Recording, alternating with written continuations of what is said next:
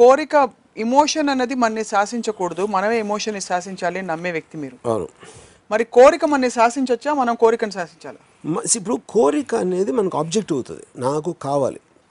దాని తర్వాత మీ తెలివితోనో మీ కేపబిలిటీతోనో మీరు దాని ఒక ప్రాక్టికాలిటీ తెలుసుకుంటారు. ఇది ఏ రూట్లో వెళ్ళాలా, ఎలా వెళ్తే మనకి దక్కడానికి ఛాన్స్ ఉంది అనేది మీ విల్ పవరు, మీ కేపబిలిటీ, మీ ఇంటెలిజెన్స్ మీద డిపెండ్ అవుతుంది. దాన్ని కంట్రోల్ చేసేది పార్ట్లీ మీ ఇంటెలిజెన్స్, పార్ట్లీ మీకున్న స్ట్రెంగ్త్, అంటే ఫిజికల్ ఆస్పెక్ట్ అవ్వచ్చు. అప్పుడు మీరు అడిగే క్వశ్చన్ ఏంటంటే, ఈ ఎమోషన్ అనేది నా కోరికని ఇస్తుంది, ఆ ఎమోషన్ని నేను చెప్పిన 3 ఎలిమెంట్స్ కంట్రోల్ చేస్తాయి. కోరికలకి పరిధులు ఉండాలా ఉండకూడదా? ఫర్ ఎగ్జాంపుల్ మహేష్ బాబు అయ్యే కెపాసిటీ అందరికీ ఉండదని మీరే చెప్పారు. ఫిజికల్ లిమిటేషన్స్ కావచ్చు, ఏదైనా కావచ్చు. మరి అది ఆపుకోవడం, తెలివితేటలతో ఆపుకోవడం కరెక్టా? లేకపోతే no pursue your dream no matter how this thing it is make the impossible, ఇలాంటి కోట్స్ చదువుతుంటాం మన ఫేస్బుక్లో. వాటికి స్కోప్ ఏమిటి ఇందులో, ఇలాంటి అంటే కోరికల్ని పర్స్యూ చేసే కార్యక్రమం? ఇప్పుడు ఒక ఎగ్జాంపుల్ చెప్తాను. మనోజ్ వాజ్పేయి సత్య సినిమా అయిపోయిన తర్వాత ఒక స్క్రీన్ అవార్డ్స్ లాంటి ఫంక్షన్లో షారూఖ్, సల్మాన్ ఇలాంటి వాళ్ళు అందరూ ఉన్నారు స్టేజ్ మీద. బెస్ట్ యాక్టర్ అని ఇలా అన్నీ చేస్తూ ఉంటే అందరూ బిక్కు మాత్రే నడుస్తున్నారు. అసలు బిక్కు మాత్రే నామినేషనే లేదు అక్కడ, ఈ just happen to be there. Manoj ఏమనుకున్నాడంటే, అసలు మొత్తం దేశం అంతా షారూఖ్ సల్మాన్ కన్నా నేను పెద్దసారి అయిపోయాను తను ఫీల్ అయ్యాడు. సో నేను మనోజ్కి ఏం చెప్పానంటే, మనోజ్ నీ క్యారెక్టర్ పేరుతో పిలుస్తున్నాడు, నీ పేరుతో పిలవట్లా. షారూఖ్ ఖాన్ 25 సూపర్ డూపర్ హిట్లు ఇచ్చాడు, ఎవరికి ఏ సినిమాలో ఏ క్యారెక్టర్ పేరు ఏంటో తెలియదు. సో ఆ స్టార్డమ్కి ఒక సినిమా హిట్ అయినప్పుడు క్యారెక్టర్కి వచ్చిన పేరుకి కన్ఫ్యూజ్ అవ్వద్దు అని చెప్పాను నేను. నువ్వు అలా కన్ఫ్యూజ్ అయ్యి నువ్వు సోలో హీరో సినిమాలు చేస్తే సత్య లాంటి సినిమా నేను తీయలేను, బిక్కుమాత్రి లాంటి రోల్ నీకు మళ్ళీ రాదు. అప్పుడు మనం ప్రాక్టికల్గా ఒక హార్డ్ హిట్టింగ్ క్యారెక్టర్స్ అలాంటివి చేస్తే నీకు బెటరు. సోలో హీరో చేసావంటే మాత్రం మొత్తం బర్డెన్ నీ మీద వచ్చి యూ విల్ గెట్ ఎఫెక్టెడ్ అని చెప్పా. ఒక ఇది తను ఎవరితోనో ఏం చెప్పాడంటే, నా సక్సెస్ చూసి రాము కూడా జెలసీ ఫీల్ అవుతున్నాడని చెప్పాడు. ఎందుకు? తన దృష్టిలో ఆల్రెడీ ఆడియన్స్ అందరూ 1000 మంది బిక్కు మాత్రమే అరుస్తున్నారు. ఎవడో వచ్చి 40 లక్షలు ఇస్తున్నాడు, ఇంకోటి ఎవడో వచ్చి 50 లక్షలు ఇస్తున్నాడు. వాళ్ళకన్నా వీడికి ఎక్కువ తెలుసా రాముకి? కరెక్టే అది. సో ఫైనల్గా 4-5 సోలో ఫిల్మ్స్ చేసి అదంతా పోగొట్టుకున్నాడు.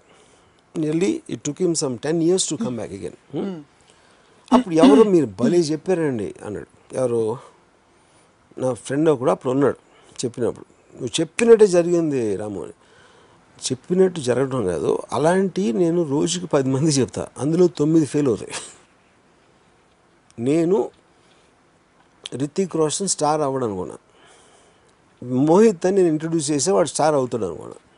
సో నేను ఎవరిని, ఒకవేళ సపోజ్ మనోజ్కి చెప్పిన తర్వాత మనోజ్ ఏదో పూలర్ కాంటేలాగా అజయ్ దేవగన్ ఒక సినిమా వచ్చి ఇంకోటి వచ్చి 2-3 సూపర్ హిట్లు అయిపోయింది అనుకున్నాం. ఒక నిమిషం అజయ్ దేవగన్ కూడా చండాలం కూడా అనుకునేవారు అందరూ పూలర్ కాంటే ముందు.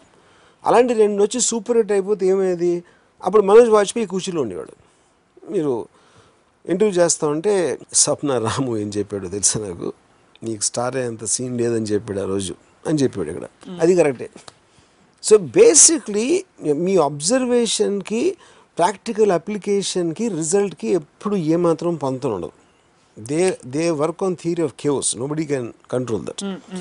కానీ మీ అబ్జర్వేషన్ ఎందుకు ఇంపార్టెంట్ అంటే, దాని మీద బేస్ చేసి మీరు ఒక డెసిషన్ తీసుకుంటున్నారు. ఆ డెసిషన్ తీసుకోకపోతే యూ కాంట్ గో ఫార్వర్డ్. ఏదైనా you have to take the decision. Coming back to this, and I think it's slightly diverting from the topic of mokshams. And of course, కోరిక ఉండకపోవటం మోక్షం అనేప్పుడు మనం కోరిక మీదకి వస్తున్నాం. మోక్షం అనేది యాక్చువల్ పాయింట్.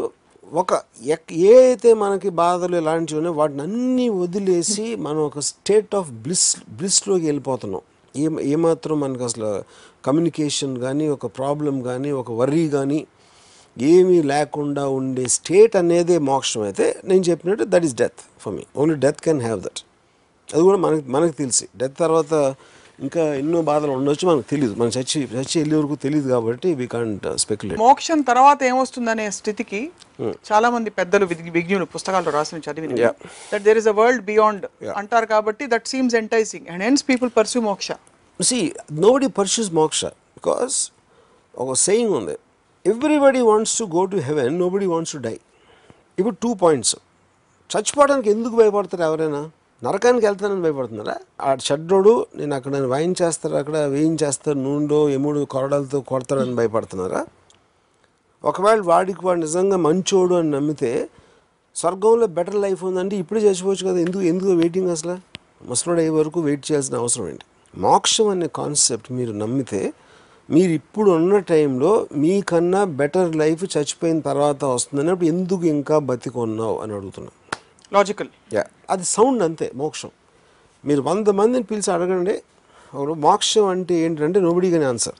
ఎందుకంటే ఇలాంటి వర్డ్స్ ఈ బాబాలు గురువులు ఇలాంటి వీళ్ళు ఇన్వెంట్ చేసి ఒక క్లియర్గా అర్థం అవ్వని దాంట్లోంచి ఒకళ్ళకొకళ్ళు ఏదో సౌండ్ ఇచ్చి ఆడికి తెలిసి ఉంటుందని మీకు తెలిసి ఉంటుందని నాకు తెలిసి ఉంటుందని మీరు ఒకళ్ళు ఊహించుకుని అనుకోవటానికి సృష్టించిన వర్డ్ అది. ఇక్కడే ఉండి మోక్షం పొందడం అనేది మీరు అనేది it's like equal to dead అంటే డెడ్ అంతే అంటారు. Because if you are not desiring anything why do you want to live? So అది అర్థమైంది. So one has to desire that we have agreed upon. To what extent can one dare to desire and where does intelligence come in steering this desire? Because why we need to talk about desire is desire is like night and moksham is like day, because lack of light is night.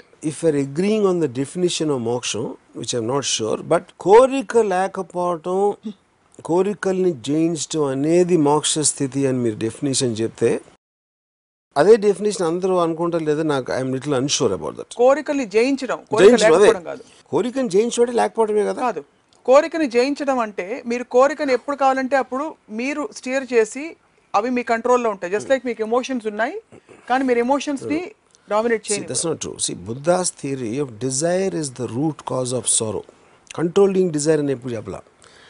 మీకున్న అన్ని బాధలకి కారణం మీ కోరిక. That is the base of Buddha's philosophy. మీకు ఇది కావాలా, నాకు రాజ్యం కావాలి, లేకపోతే నాకు డబ్బులు కావాలి, నాకు ఇది కావాలి, అది కావాలి. అవి మీకు లేనప్పుడు, మీరు పొందలేనప్పుడు మీకు అవి వస్తాయి. ఇందాక నేను చెప్పినాయని ఎప్పుడైతే మీరు అది కోరుకోవట్లేదో మీకు అది రావడానికి ఛాన్సే లేదు. That is actually the point. Dzire is the root cause of sorrow. So కోరుకుని డిసప్పాయింట్ అవ్వడం బెటర్ అంటారా? ఎందుకంటే that is the process of life. నాకు ఇప్పుడు మీరు బతుకున్నాను మీకు ఎట్లా తెలుస్తుంది? మీకు ఒకటేదో బాధపడ్డారు, దాని నుంచి ఏదో టర్న్ అయ్యి మళ్ళీ సంతోషపడ్డారు, దాని నుంచి ఇంకోటి ఏదో ఫీల్ ఈ kind of oscillation of feelings is what which makes you feel alive. అంతే మొత్తం.